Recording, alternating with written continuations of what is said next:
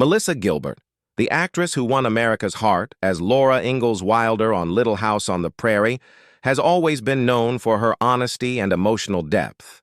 But at 61, she finally opened up about one of the most meaningful and complicated relationships of her life: her connection with the late Patty Duke. What Gilbert revealed about their friendship and the impact Duke had on her left fans, heartbroken and deeply moved.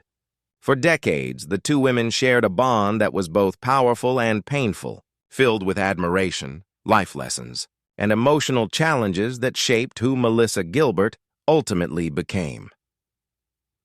Melissa first met Patty Duke in the early 1980s when the two worked together on a TV movie. At the time, Gilbert was transitioning from her child star fame into more mature acting roles, and Duke, already an Oscar-winning actress, was known for her powerful performances in films like The Miracle Worker. But beyond her talent, Patty Duke was also famous for her openness about her struggles with mental illness, something that was rarely discussed in Hollywood back then. To Melissa, who was still trying to find her own place in an often harsh industry, Duke became a guiding force and a symbol of raw honesty. "She was brave in a way that most people aren't," Melissa recently said in an emotional interview. "Patty never hid her pain. She showed the world that you could be broken and brilliant at the same time."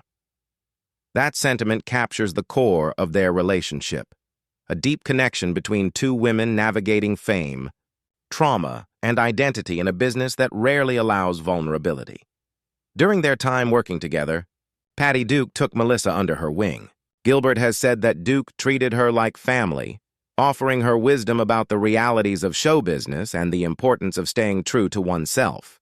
"Patty told me once, 'Don't let them change who you are. You're enough just as you are,'" Gilbert recalled. That stuck with me forever.